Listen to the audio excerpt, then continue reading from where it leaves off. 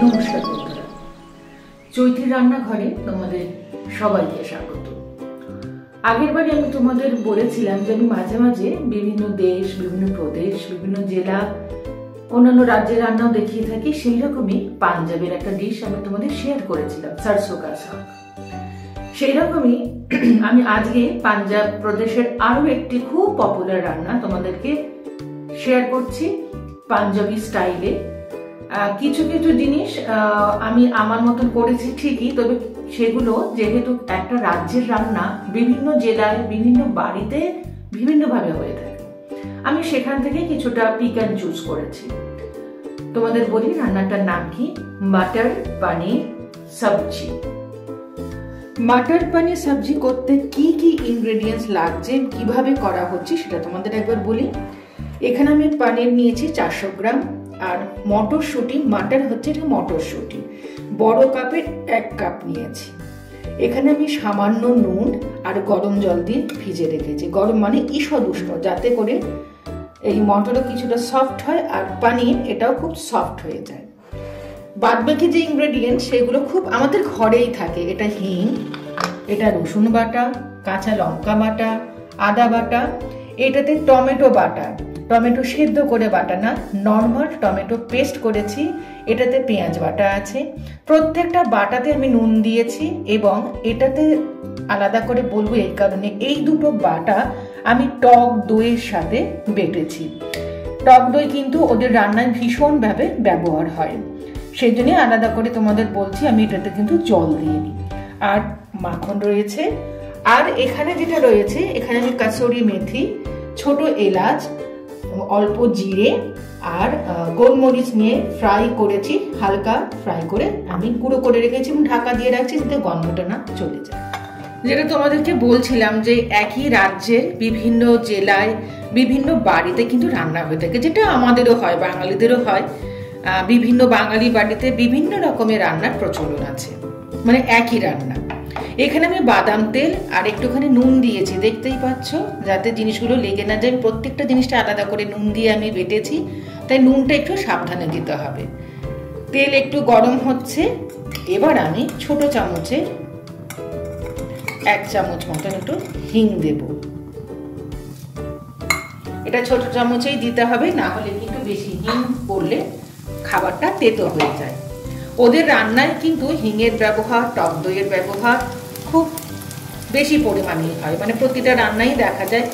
এক একটা জায়গার হয় না, আমাদের বাঙালিতে যেরকম 5 ফোড়ন, কালো জিরে এগুলো হয়।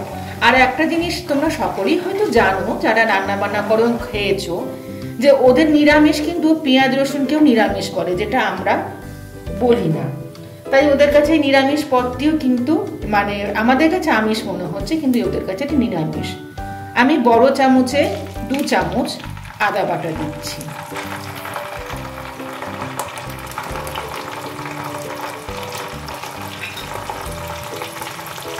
তার সঙ্গে বড় চামচের 2 চামচ রসুন বাটা দিচ্ছি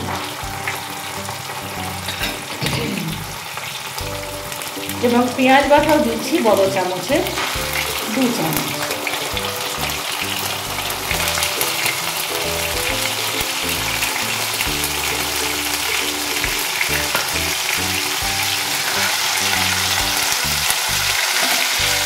খুব ভালো করে আমি এটাকে নাড়বো। এর সঙ্গে আমি বড় চামচের 2 চামচ কাঁচা লঙ্কা বাটা দিচ্ছি। তোমরা চাইলে শুকনো লঙ্কা বাটা দিতেই পারো, কিন্তু আমাদের শুকনো লঙ্কা সহ্য হয় না, তাই দিচ্ছি না। শুকনো লঙ্কার গুঁড়ো দিতে পারো, আমি দিচ্ছি না। ওদের কালারফুল করার জন্য ওরা দিয়েই থাকে, কাশ্মীরি লঙ্কার গুঁড়ো দিতে পারো, আমি সেটাও দিচ্ছি না। খুব ভালো করে এটাকে আমি নাড়বো, যাতে প্রত্যেকটা মশলার তো কাঁচা গন্ধ থাকে, সেই কাঁচা গন্ধটা যাতে চলে যায়।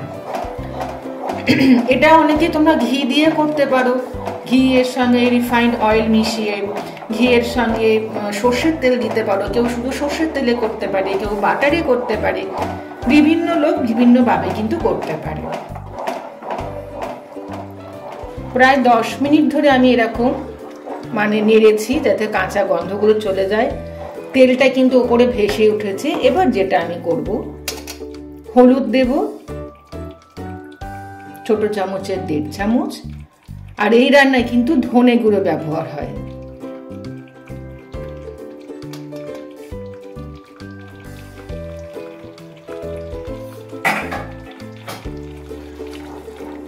আমি বাটা মশলাটা করে রাখি অনেকটা করে, তাই আমি চামচ হিসাবে তোমাদেরকে শেয়ার করছি।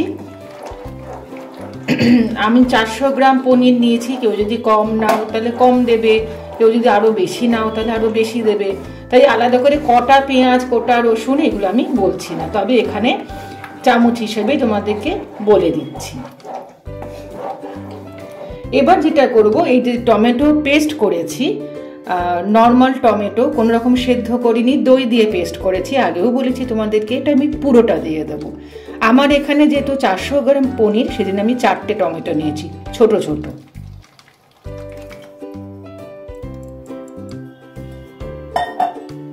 এবং খুব ভালো করে কিন্তু নাড়তে হবে।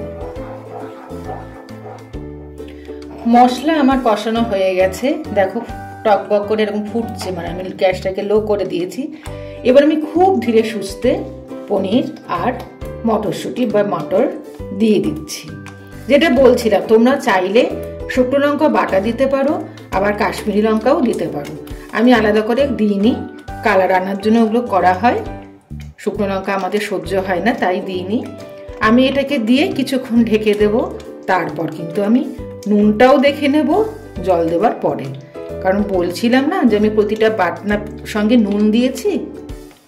আসলে যেহেতু আমি মশলাগুলো বেটে রাখি, নুন, পাতিলেবু, কারোর বাড়িতে যদি ভিনিগার থাকে দিয়ে বেটে রাখতে পারো, অনেক দিন থাকবে।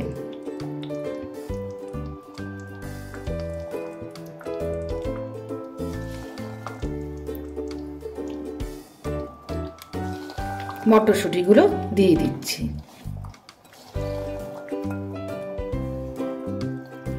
যদি কেউ চাও যে পেঁয়াজ রসুন ছাড়া এটা করবে, তাহলে বলবো কাজু কিশমিশ পেস্ট করে দিতে, আর তার সঙ্গে 4 মগজ বাটা, অসাধারণ টেস্ট হবে।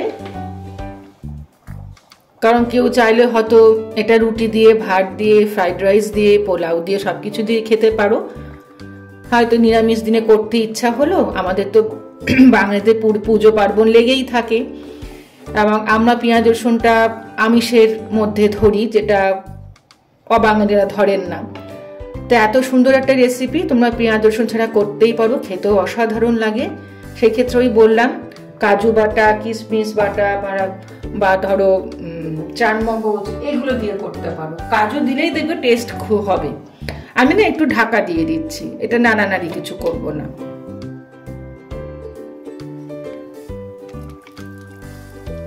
দেখো বন্ধুরা, এটা কিন্তু ফুটছে।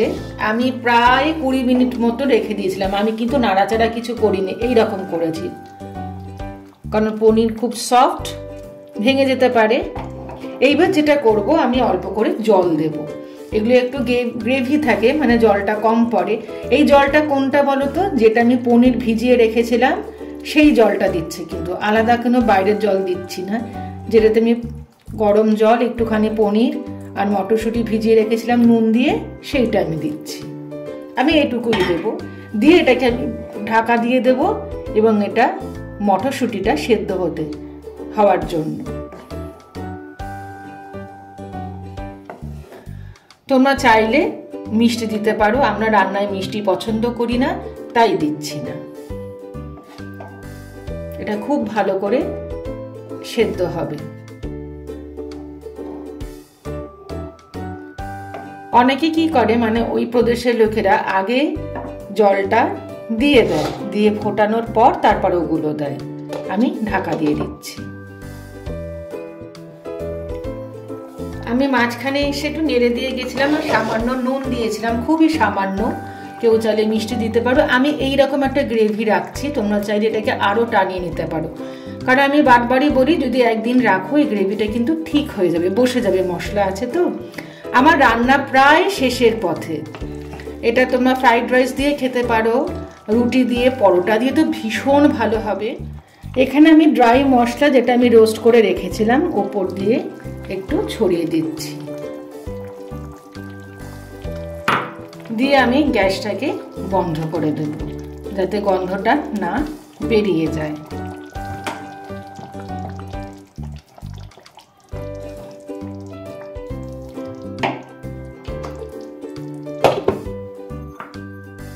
সবার শেষে আমি যেটা করব, এই মাখনটা দিয়ে দেব। তৈরি হয়ে গেছে আমার মাটার পনির সবজি। অবশ্যই তোমরা বলবে তোমাদের এই পদ্ধতিটা কিরকম লেগেছে।